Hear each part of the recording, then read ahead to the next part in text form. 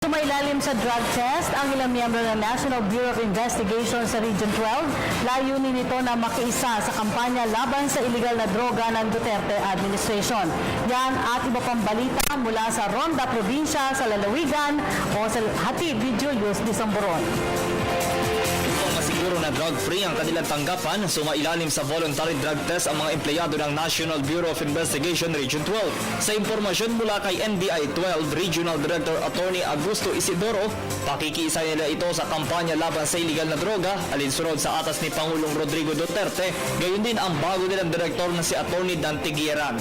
Ang sinuman niya magpositibo sa nasabing drug test ay papayong ang sumailalim muna sa rehabilitasyon o di kaya sasampahan na lamang ng kasong administratibo. Alinsunod din naman sa kampanya kontra droga ng Duterte administration, halos 40 drug personalities ang sumuko sa mga miyembro ng Kalibo Aklan PNP. Ayon kay Chief Inspector Aloren Bigay, voluntaryo umanong sumuko ang mga drug personalities na ito sa mga otoridad. Ilan sa mga ito ay mula sa 16 na barangay ng Kalibo. Para naman sa Kalibo Police, patuloy nilang susuportahan ang kampanya ng Pangulong Duterte at ni PNP Chief Ronald Bato de la Rosa na wakasan at ubusin na ang droga sa kanilang lugar na siyang sumisira sa buhay ng mga kabataan.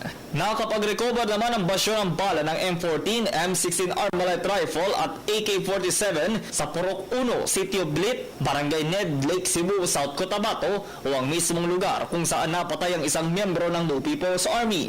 Ayon sa ulat mula sa 27th Infantry Battalion ng Philippine Army, pinagbabaril ng mga armadong grupo na hinihinalang grupong may kaugnayan din umano sa NPA ang 23 taong gulang na si Martinez Cordero. Napag-alamang si Cordero ay nagpapahinga lamang ng pagbabarili ng grupo. Base naman sa mga naunang ulat ay dating bahagi ng grupo ngunit hindi na aktibo sa naturang hukbo.